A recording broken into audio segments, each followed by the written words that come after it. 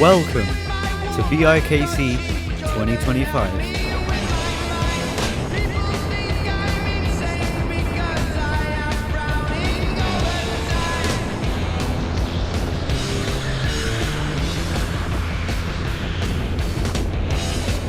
Welcome to the first practice session on a Wednesday. Track conditions are pretty good, but could be better.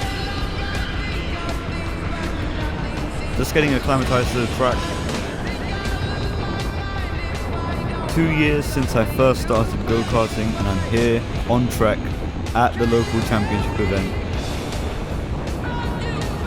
Just being here put a smile on my face because I always wanted to compete. You know, I was always practicing, but never competing, and now I was competing in something. Just my first lap around the track with this kart, I knew it was a beast. I wasn't aware that they were gonna change the kart for the next few sessions, so I was just excited, and I got P2 in practice, so I was like, I'm ready to win this thing. But then they changed the kart, and in qualifying my kart was trash. And at this track, if you're not really starting at the front, then it's kind of impossible to win the race, because the people at the front are just going to fly away, and in the midfield is going to keep fighting, keep spinning out, keep crashing.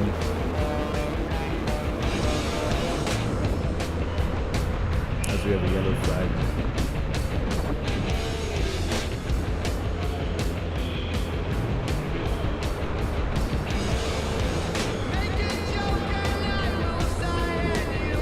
And while we're at it, I might as well mention Cameron Racing, huge shout out. I got a picture with him the Sunday before this Wednesday, and everyone was there. We got a group photo, absolute blast. And what a day to rock my new gloves as well.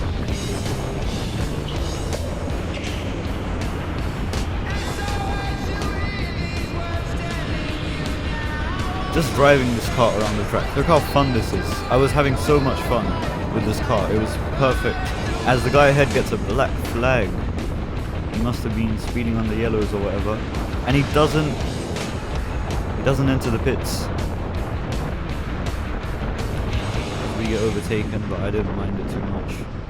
Until I realized that was quicker, and then this guy was slowing me down, and I got a bit annoyed, but it is what it is.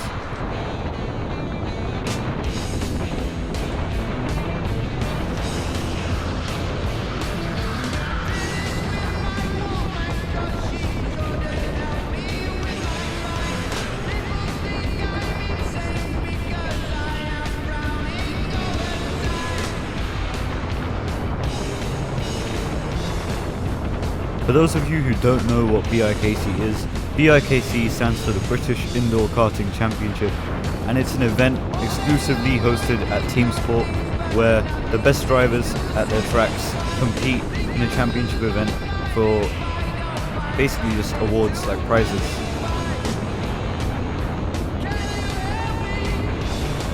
In order for me to compete, I had to be a Race Academy member, and I had to be an advanced, and it took me 2 years, well just under 2 years, to get into advanced, and that gave me entry rights. And then you can qualify for free, so you can qualify, get your lap times in, that's absolutely free.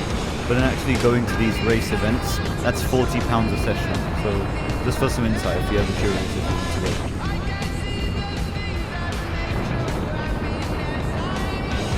And whilst I was stuck behind this guy, I just decided to test out my racecraft, see where I could plan overtakes when someone ahead of me was slower.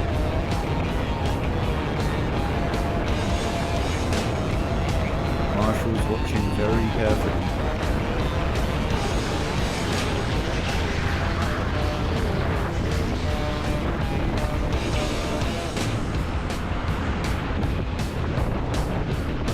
As he locks up his brakes and spins. I was like, finally, he's gotten out of the way.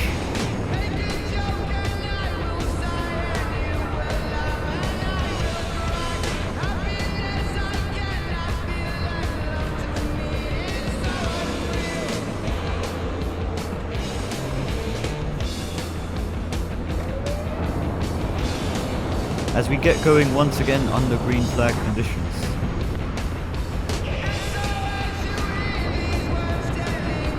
I was obviously just trying to use the double boost, get some quali laps in.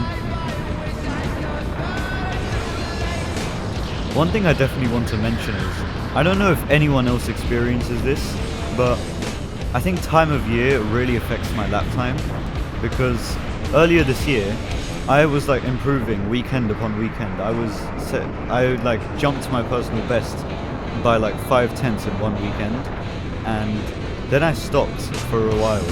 But then I came back like maybe 3 weeks later, and my lap time slowly dropped off, and then it dropped off month after month, and now I'm down to, like, when I feel like I've got a good lap, I've got a 43.9, but my best is a 43.3. I've lost 6/10, and I don't know where it's gone, because I've tried everything and I can't find that lap time. So comment down below if you have experienced lap time dropping away by time of year because of like track conditions and temperature and all that, because I definitely have, and I know for sure I just can't find that lap time again. I'm thinking about now changing my technique to adapt, because other people can still set fast lap times, so I should be able to.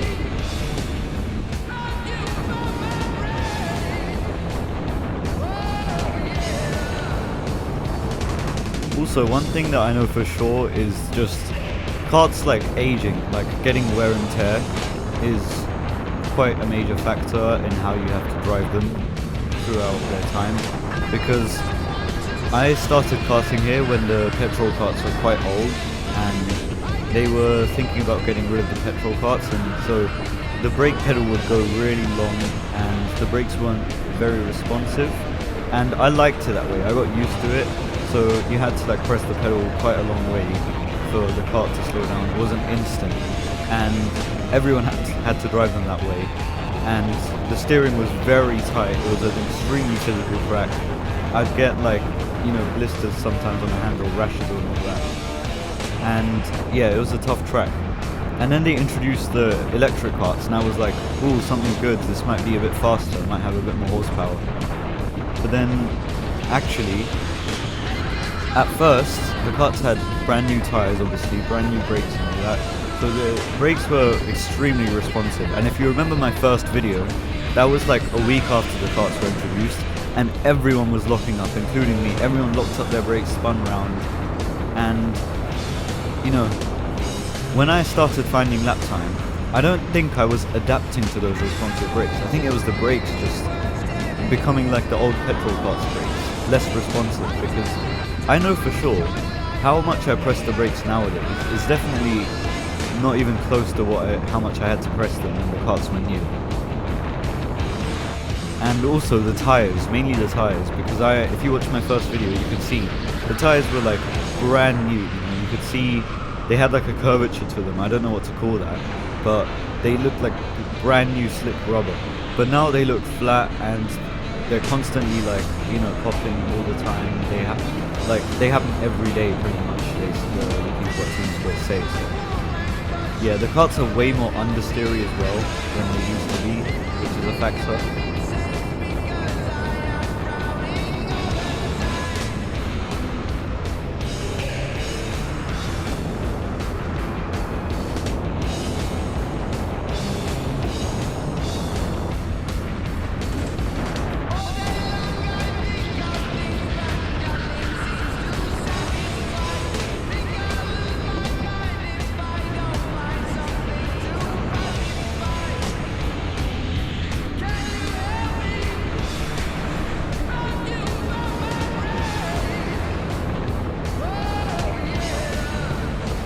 Here we go for a nice double boost lap. So round the final corner, take a nice apex, pull over to the left hand side, use the boost, hit the apex on the inside, go wide, then outside to the inside, hit the apex early, and then take a nice line through here, stay on the right, minimize the amount of track,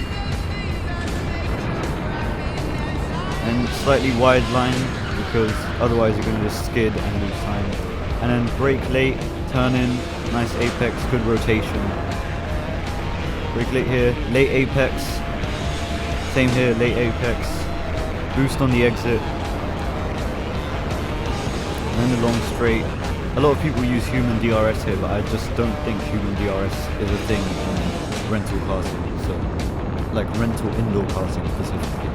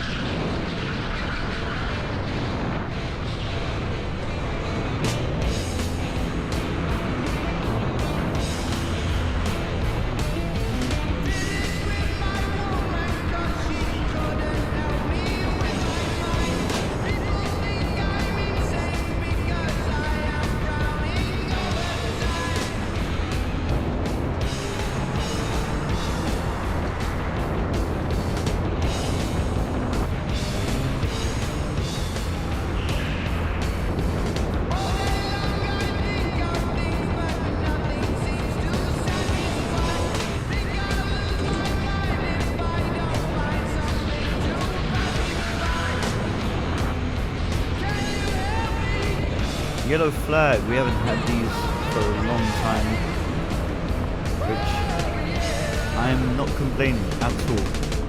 Not after what happened in my first few videos.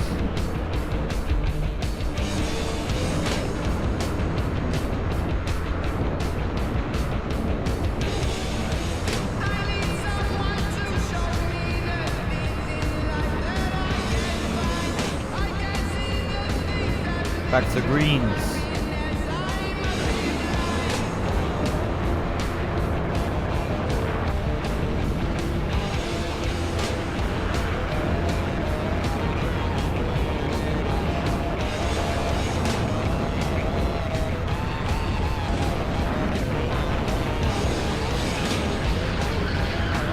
Very close to the barriers, you love to see it. Very close but never touching. That's how I like to drive. Back to yellow flags. And that, my friends, is the end of the session. 13:15. 13:15. As we go over the BIKC logo, to wrap up the session, I was feeling very, very confident about what happened. I was feeling ready for qualifying because I had no idea they were going to change my kart, and when they did, I was not very happy about it. This was so cool, by the way. Everyone from Group A just sitting here looking at us, including Rudi Cruz. They shout out as well because he won. Welcome to qualifying. It's just another 15-minute session. Practice was technically also qualifying, like I've mentioned about 2 times before. Quick little brake check, and we're away. Once I saw these tyres, I was like, I'm so cooked. And I was right to think that, because this kart is one of the worst karts I've ever driven at this track ever since the electric karts were introduced. So understeering. And we are underway in qualifying. Big pack ahead. My plan was just, if I get held up, I'm just going to drop back. Some people are already going to start dropping back because they're already getting held up. I was just focusing on warming up the tyres first and finding out how the kart was and getting a banker lap in. Then I would see if I was getting held up.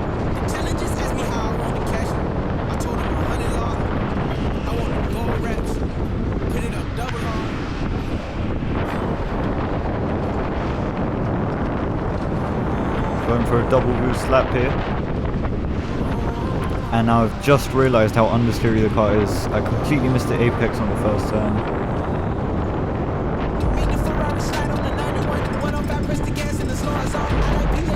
Around the ramp as well.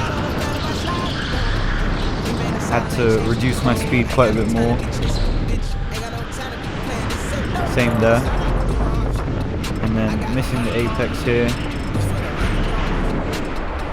I was fighting the car. I was just trying to get some lap time through. I was not confident at all. Drifting wide there as well, compromises the next apex.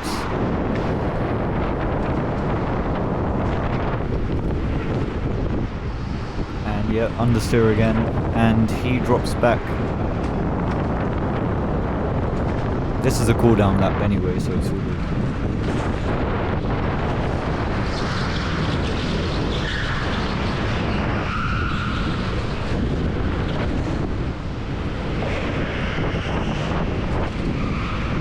And through the ramp section, I was like, wow, that was not what I'm used to. Because I'd just been in such a good car.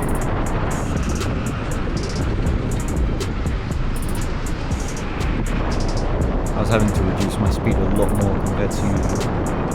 Another double boost lap.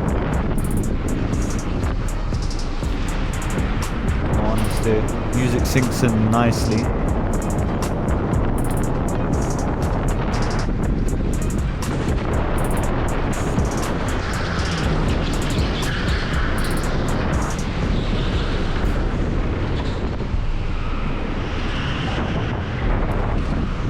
And when you're locked in one of these events, even if the kart's bad, you just have to do something with it. So the fact that I got a 44.1, which was only 2/10 off what I got in the good car, that wasn't bad compared to how badly I normally do in karts that I'm not, let's just say, keen of, if that's a word.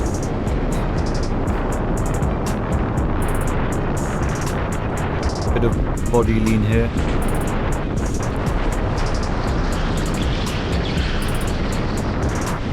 If you ever wonder why I always take my hands off the wheel going down straights and stuff, or just randomly, frantically, it's just to adjust my gloves or something.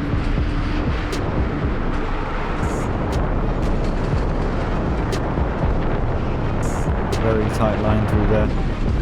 But of course this is a cool down lap. And we're still not really getting held up, so I just decided to keep going like this. And I thought, if slipstream is a thing in indoor karting, I might as well take it.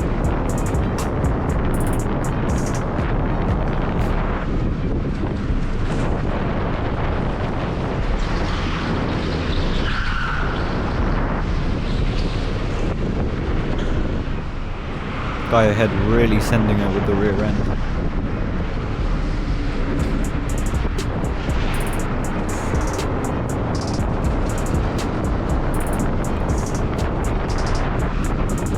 And I was just watching these guys, I was like, if these guys keep battling and I get held up, I am dropping back for sure. Completing another push lap there. And you can just see, even after slowing down so much, I'm going like, I'm pushing the steering just to make sure I make the corner. Well, that's enough complaints from me. Other people can easily get like 42-second lap times in this, so everyone's different, what can you say? And at this point I was debating whether I should drop back or not. I was just saying to myself, if I see battling one more time, I am not having it. I guess someone forgot it was qualifying, huh?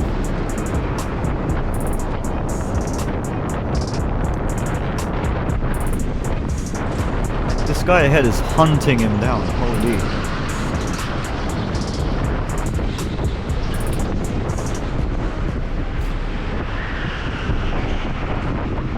That was good from him, coming down the ramp.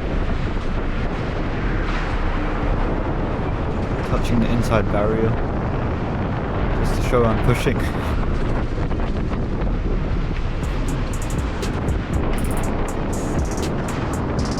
At this point you can tell I'm definitely getting a bit distracted. My lines were starting to get worse, I was touching the barriers a bit.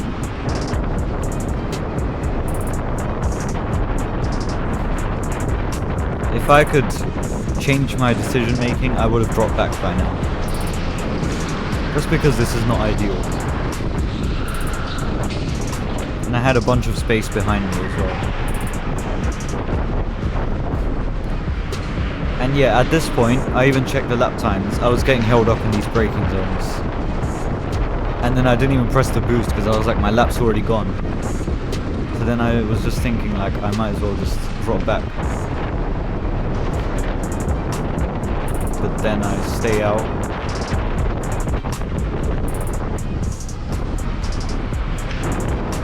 Another push lap here.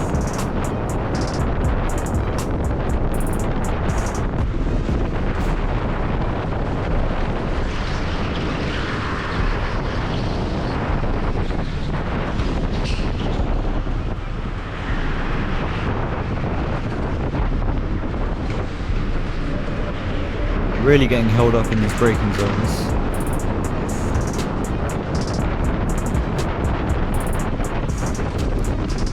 And then yeah, he goes down the inside, and then this guy goes for a flipping switchback. I was like, good job boys, but this is qualifying, chill out.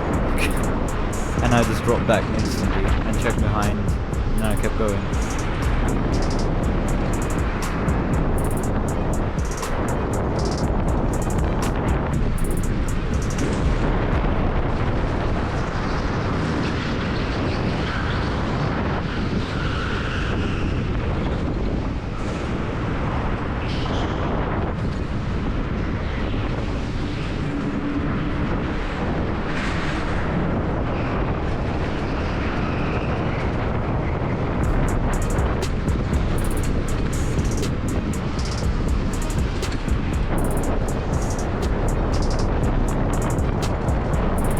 And if you thought these guys were done, you were very wrong, because watch this. They're still racing. I don't know if that was an intentional swap, I think it was, but it kind of made no sense because he tried to overtake later, so yeah, I don't really know what they were doing.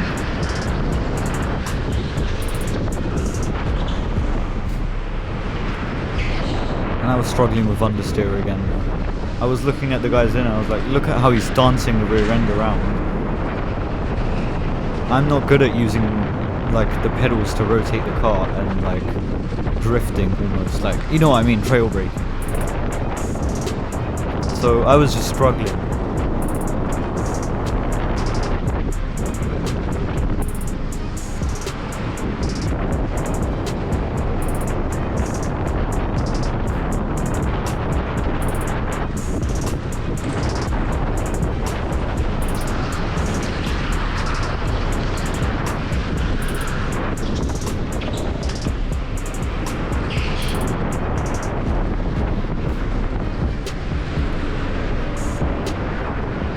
At this point it's starting to get held up again.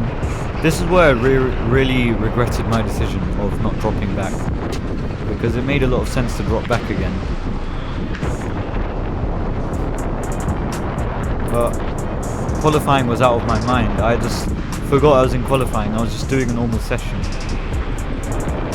And that was a mistake, because I actually got my best laps right here in the end. So if I didn't have traffic and I was more concentrated on my own, those laps could have been better. You never know.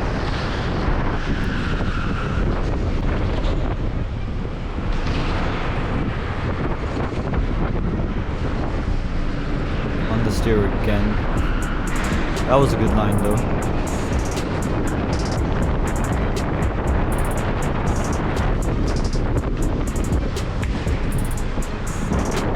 Touching the barriers, I was so distracted. I don't normally do that. I'm not someone who finds lap time touching barriers. I'm not at that stage yet. And I was like, damn it.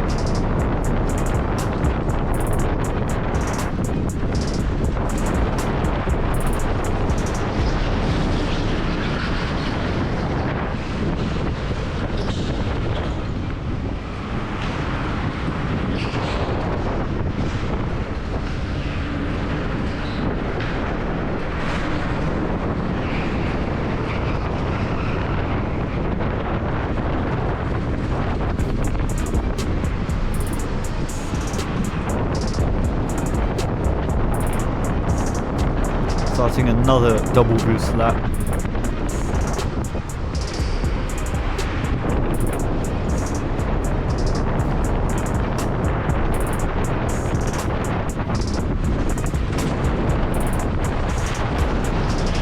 And he's gone very wide.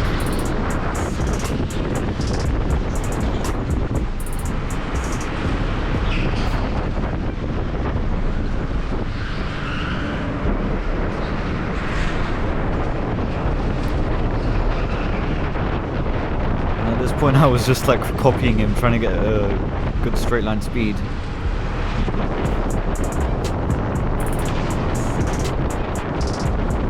As you can see, I completely forgot I was in qualifying and I was just like trying to gain on this guy and I just lost time there.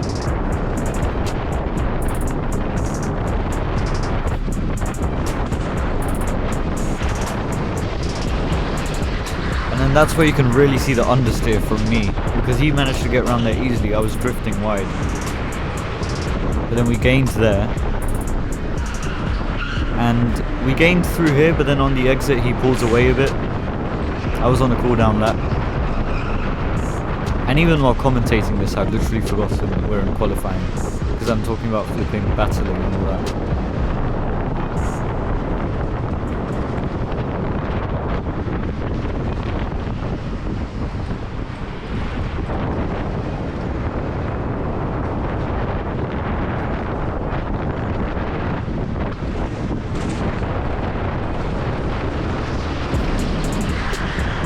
Getting very close to the end of the session now.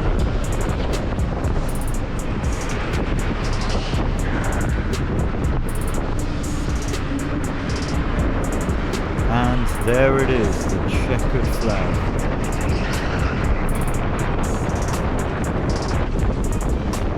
Should be showing right about now. Yep, we crossed the line.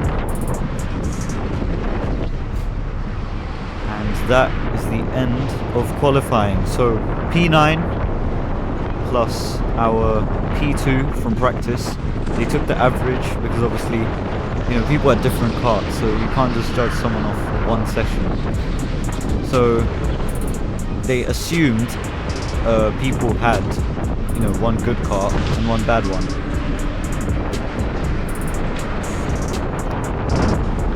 So we average out to P6 on the grid, and speaking of the grid, I'll see you right there. Okay, this is it. The race itself, the local finals. Finally, it's time to get going. We're about to have a little mini briefing on track. They're just gonna give us some tips so that we don't get penalties and stuff, and then we'll be underway. If you're ready, go hit that like button. Make sure you're subscribed. Here we go.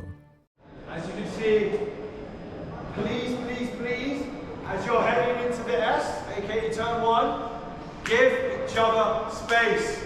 I don't want to see people going full wide into that corner. You heard him. Hold that thought, because everyone's going to do the opposite of what he said. Just saying. Alright, we're going to be a bit lenient, but penalties will be awarded. Okay? Remember, all marshals on track, all of our eyes are going to be on turn 1. Okay? So don't do anything stupid, don't do anything reckless. Okay? Here I was expecting them to tell us to watch the lights, so I was late on reaction, but it didn't really matter after what you're going to see next. So tune in, let's have some fun. 3, 2, 1, green flag. Bad launch causes us to already go down to P7, but it doesn't really matter, as we aim to go wheel to wheel against the guy ahead, but he goes wide and defends it well. Then we hold our line into the next few turns. Someone's lost momentum, so we're going to go wheel to wheel up the ramp. Everyone's watching closely. Amazing racing with no contact until there's a big crash ahead and there's a huge pile up and everyone's losing positions. Red flag.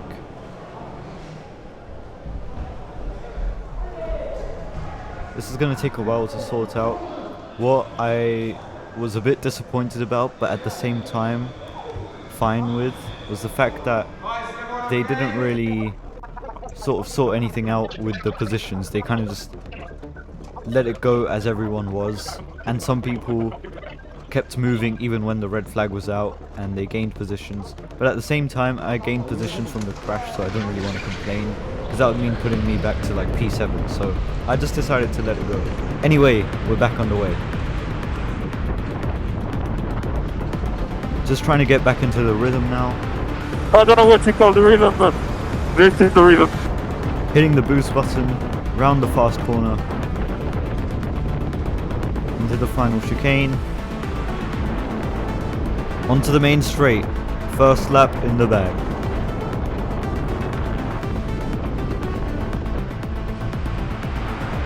The guy ahead gets a warning for, I am not exactly sure, but he brakes and slows everyone down, and I didn't move to the inside, and someone got the inside move, and I had to leave space, but then I covered it off into the next turn, and I was praying that I didn't cut him off.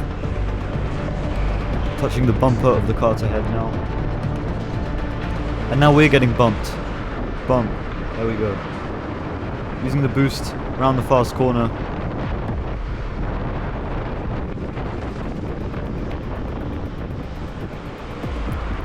Guy at the front is drifting.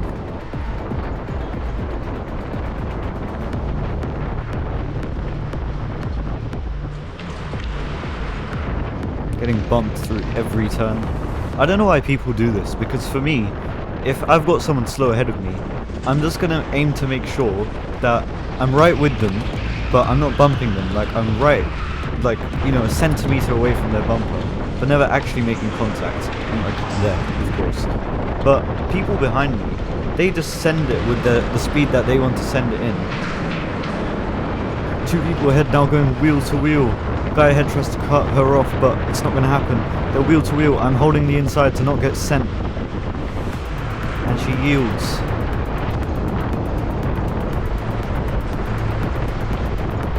And this guy finds a line, and I didn't see him coming, so we had a little bump, but I held it off into the next turn.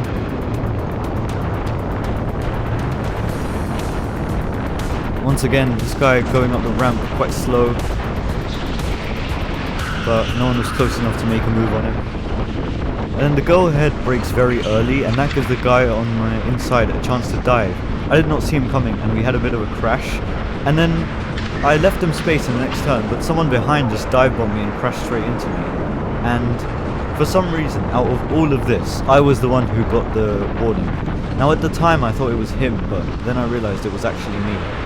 And I understand the warning for when he went down my inside coming down the ramp, because I didn't leave the space when we turned in. That was my fault, I should have left the space. But for the incident that happened after that, where I got dive bombed, I don't think that was acceptable, and so I'm surprised no one got any trouble for that. Just the nature of this track, really. If you want to go for an overtake and you see a gap, you're just going to have to take it, and it's going to lead to crashing, because it's just so hard to overtake around here. Guy at the front now really struggling. They're going wheel to wheel down the straight. Guy ahead of me uses human DRS for what reason, and then they go wheel to wheel, and she goes for a switchback around the final corner. This is insane, and then she has to brake to avoid a collision, as we get an opportunity to go wheel to wheel, but then someone dive bombs both of us, and of course the guy ahead of me is going to complain because the movement's not there, and we both had to lose a place.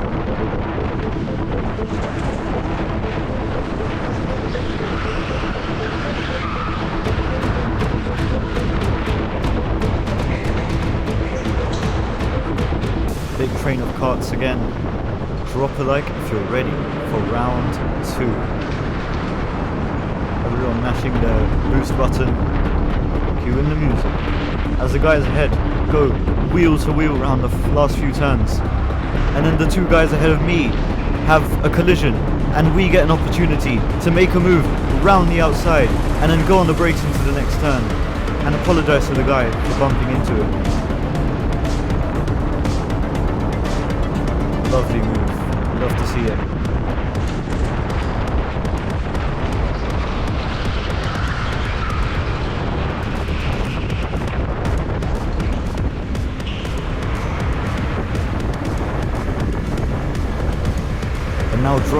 if you're ready for round 3. Hitting the boost button once again. Going down the straight. 2 guys ahead are going to go wheel to wheel. He goes for a big send, pushes the other guy wide. That's going to get looked at. And we try and make a move around the outside, but it's not there.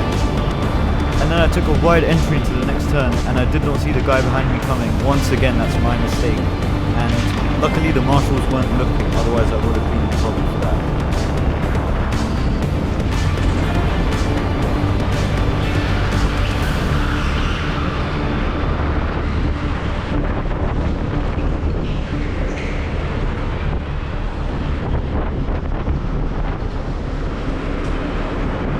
Round 4, this time it's me trying to make a move on this guy who keeps losing places.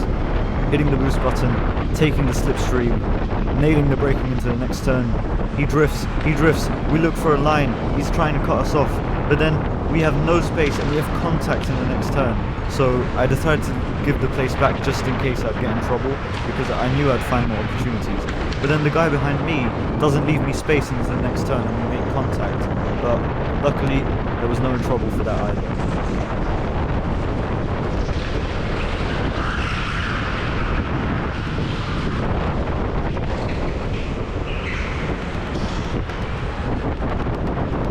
I had once again struggling with his cornering, drifting. He looks very weak. We hit the boost button once again.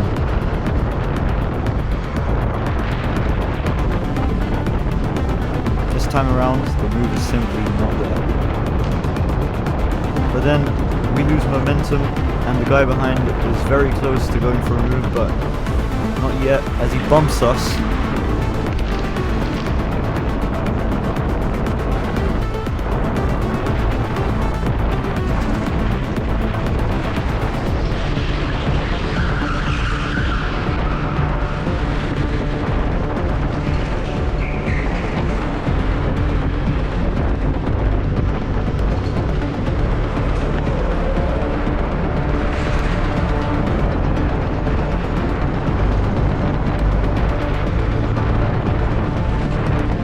Heading into the last few turns, he holds us up under braking and we lose momentum. That gives the guy behind a nice line and we have to yield the position.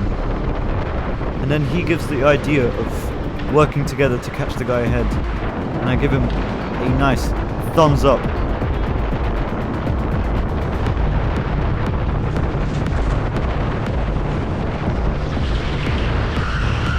Once again into the down ramp section as they're going wheel to wheel in the next turn. And then the guy ahead of me goes for an ambitious send. He was not alongside, it was not his corner. So I can somewhat understand the black flag that he's about to get now, but still, the guy ahead kept cutting him off in every turn, so that should get looked at, and it will indeed, as you're about to see. Once again we lose momentum and the guy behind finds a line. He pushes us all the way to the edge of the track, and then we're going wheel to wheel into the next turn and we defend it off well. Amazing driving from both of us there.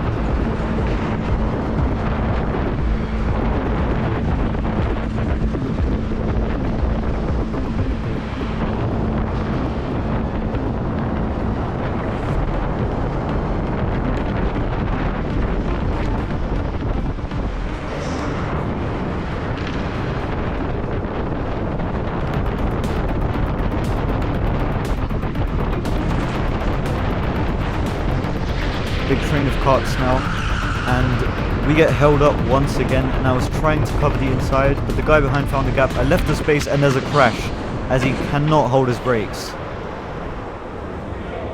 We get massively hit once again. We're going to show the replay of that real quick because that was crazy. Everyone doing a thumbs up. And yeah, the guy could just not control his brakes, and that's what you have to do at this track, honestly. So he finds a line, I left him space, and he hit the guy ahead of me, which spun him round. I tried to make it round the outside. I was like, I'm going to make it through, and then I just couldn't make it.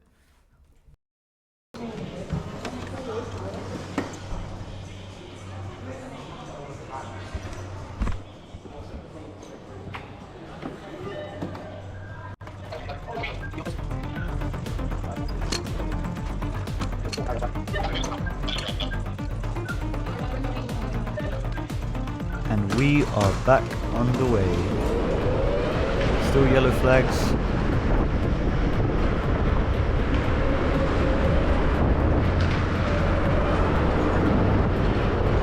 Kart at the very front is going to get a black flag for that send, and understandably so.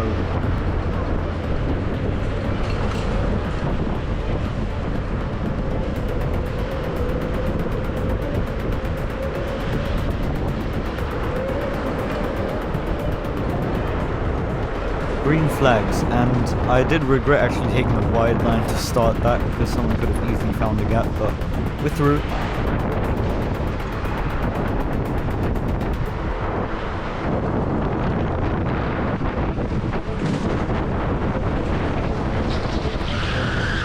And we just massively close down the gap in these next few turns. And we're right there against this bumper now. And once again, he's going to be struggling on his brakes. He's drifting, I found the gap, and he simply just cuts me off. I put my hand up and said, what the hell is he doing? And they saw that.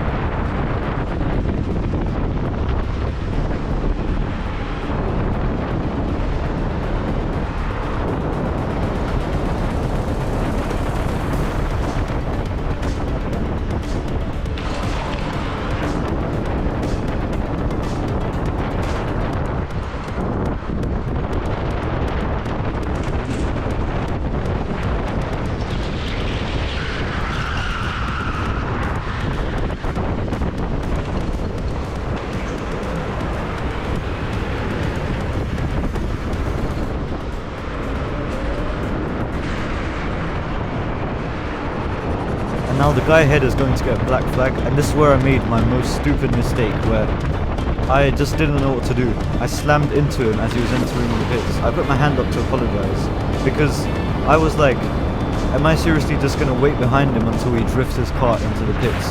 Because I was just going to get sent with a dive bomb, and I just had to do something. So I kind of just slammed the pedal in panic, and so I got a warning for that, but it was fine. And as you can see now in the bottom left of your screen, our current position is officially P4. And it will remain this position to the end of the race.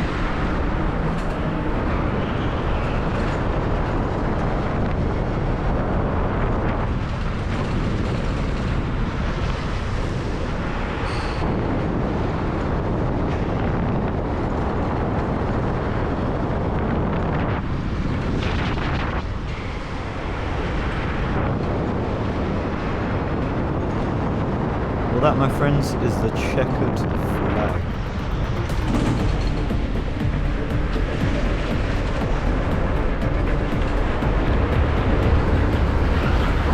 Very good race. I think P4 is really good. My whole aim was, I knew it was difficult to overtake on this track, and so I really wasn't expecting much, and I just decided to play it safe, put my hand up to make sure the marshals knew when I did the wrong thing, and I apologized, because if I didn't, they probably would have treated me differently. But yeah, as we crossed the line, very respectable. I just assumed people ahead of me would make mistakes and I'd gain position, and that's exactly what happened. Ultimately, I think if we had a better qualifying, if we had that car that we had in qualifying, I mean in practice, I think if we had that car, we could have qualified better. And if we started at the front, we could have just like flown away. No one would get us, ever.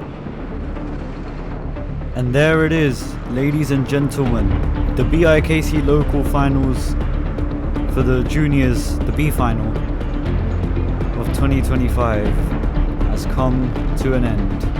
We have finished in a respectable P4, considering how bad our qualifying was, and that it's my first time doing this, and it's the only track I've been to.